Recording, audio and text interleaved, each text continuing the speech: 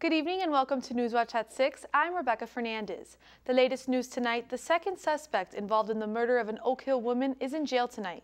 Matthew Nelson Underwood was arrested Monday for unrelated charges and has been sitting in jail all week. Sheriff Mike Fridley says Underwood helped Derek Krause try to rob 48-year-old Janet Garrett early Sunday morning, but Krause heard a shotgun being cocked while in the residence and allegedly shot Garrett. Underwood is currently in the Southern Regional Jail on robbery charges. Old-fashioned police work and talking to people and puzzling it all together. We had an idea that Mr. Underwood was connected with this early out, but we couldn't release that. But now the second person that we believe that was involved with the murder of Miss Garrett is charged. Multiple people interviewed by investigators say Underwood is known to commit robberies and once stated that he was trying to get enough money up to leave the area. The West Virginia University Board of Governors approved a 25-year lease purchase agreement with KVC Health Systems for the former WVU Tech facilities in Montgomery. The agreement outlines an intent to lease, detailing obligations related to maintenance, payments, and purchases.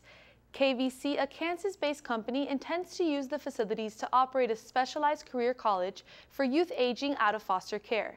KVC will begin occupying the facilities in Montgomery on July 1st of this year.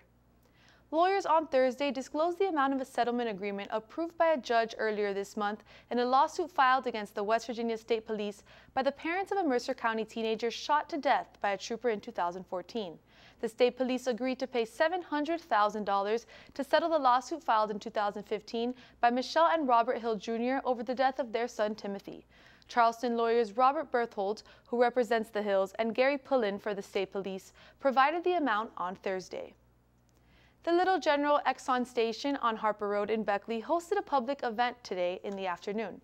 The event was a kickoff for a Mother's Day campaign to raise funds for the Children's Home Society of West Virginia.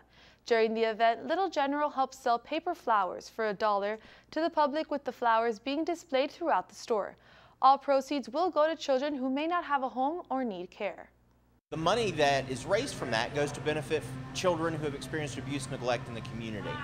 And the great thing about it is, if you buy a flower at the Harper Road Little General in Beckley, where we're at today, or at any of our locations, the money made at that location stays in the community. So if you buy a flower in Beckley, it's going to stay right here in Beckley and go to help kids right here in our community. If you would like to purchase a flower to honor your mother, grandmother, or someone who is special to you, the flowers will be sold at Little General's store from now throughout Mother's Day. The Fayette County Sheriff's Department went to Fayetteville High School today to talk about how important safety is on prom night. Newswatch's Ashley Cafaro was there and has all the details. With prom season right around the corner, students are getting ready for the big day. But there is something the Fayette County Sheriff's Office wants students to be aware of, which are the dangers that can happen during or after prom. We're just doing it to bring awareness to the children of what can happen to them, some of the things that they need to understand. You know, they get wrapped up in their nails and their shoes and their tuxedos and their hair, and, you know, we'd hate for them to be all dressed up and then forget about the dangers that's out there. Students at Fayetteville High School gave their full attention Friday afternoon as Deputy Sheriff Rachel Stevens talked to the students about the dangers of prom and what they need to know about being safe. Kids need to be aware of distracted driving, using their cell phone or texting or even eating. Anything that would take your mind off of what you're doing, which should be only driving. For some students, this is their first year of prom, and they say they are excited, but they're also aware of the responsibilities they have and making it a fun and safe night. Even though if you don't do it, somebody else might be doing it, so you have to always make sure what you're doing around. You always have to make sure of your surroundings. During Deputy Stevens' presentation, she showed reenactments of students drinking and driving as well as distracted driving. And one student says it was an eye-opener. Not only speaking for myself, but I think the whole school, well, the juniors and seniors, we'd be aware of it, but it makes it more realistic for it, seeing other kids doing it and stuff like that. In Fayetteville, I'm Ashley Cafaro reporting for Newswatch. And community leaders gathered Thursday night as the United Way of Southern West Virginia unveiled the cast of the 2017 Dancing with the Stars. 6 couples are set to compete against each other in September, and this year will mark the 6th season of Dancing with the Stars, and it's all for a great cause. The United Way campaign goal for the 2017-2018 campaign is $860,000. Every dime of the proceeds, including every event United Way holds from now until September, will go straight into the campaign goal. After the big event, United Way will send those checks to nonprofits across the 7 counties that they serve in southern West Virginia. This year promises to be extraordinary. We have 6 couples, 12 people who I think probably have the highest potential for fundraising that we've seen yet. The event will be held at the Beckley-Raleigh Convention Center on September 22nd, and tickets are already on sale. Still to come on Newswatch at 6, projects in southern West Virginia are getting a boost from more than $6 million in funding.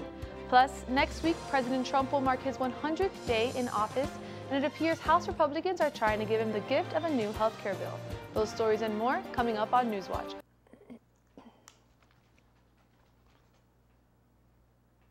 Welcome back to Newswatch at 6. Starting off in state news, projects in southern West Virginia are getting a boost from more than $6 million in funding.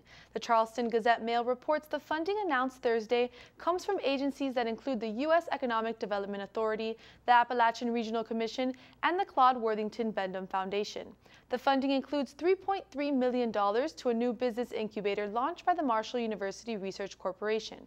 It also includes $1.7 million for a farm education project in 7 counties and for a project that streamlines healthcare services and helps provide services to high-risk patients in coalfield communities.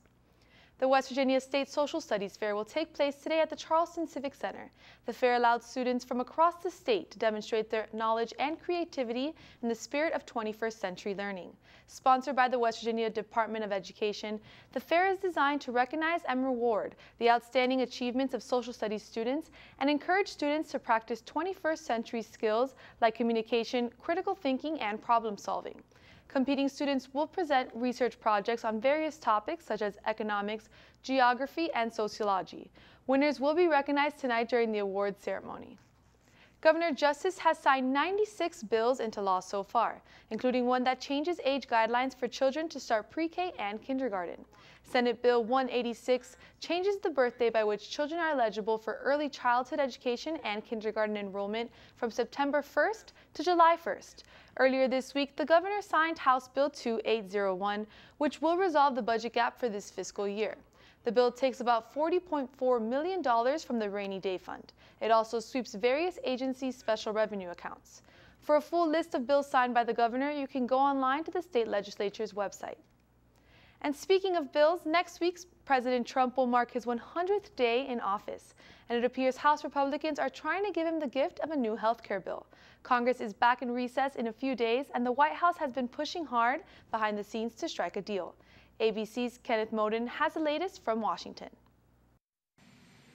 President Trump one day closer to marking his first 100 days in office, optimistic about the House Republicans' plan to take another crack at health care.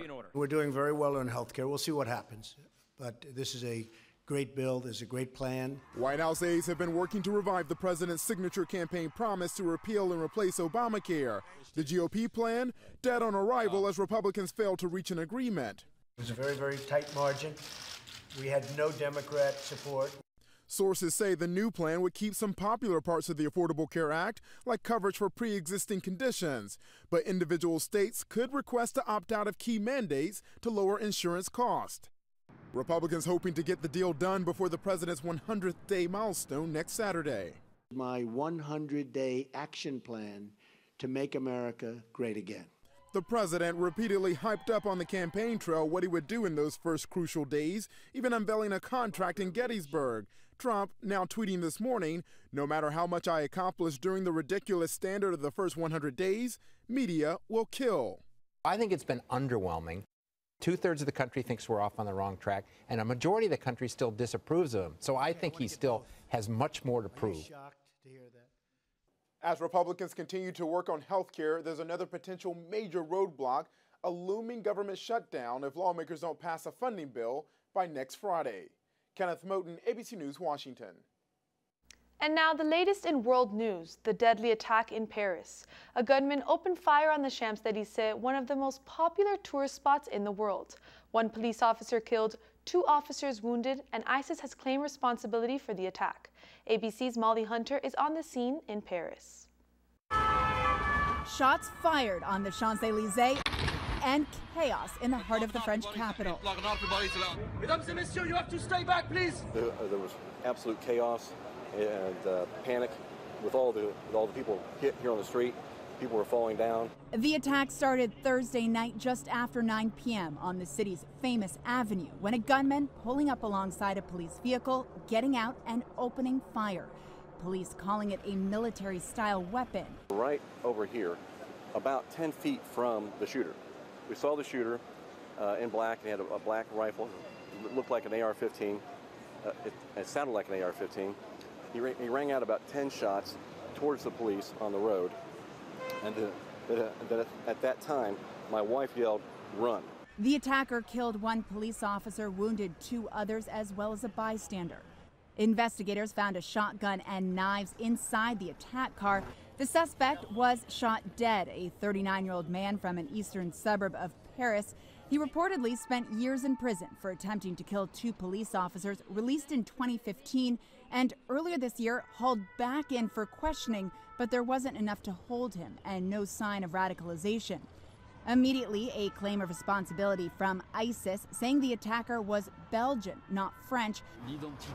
But the Paris prosecutors saying they know the attacker's identity, but are withholding it until they determine whether the gunman had accomplices. And traffic is flowing again on the Champs-Élysées. Security beefed up ahead of Sunday's hotly contested presidential election here. The candidates were actually in the middle of a debate last night when the news broke. One of the biggest issues on the table there was how to prevent terror attacks like this. Molly Hunter, ABC News in Paris. And don't go anywhere. Tyler will have a full look at your forecast when we come back.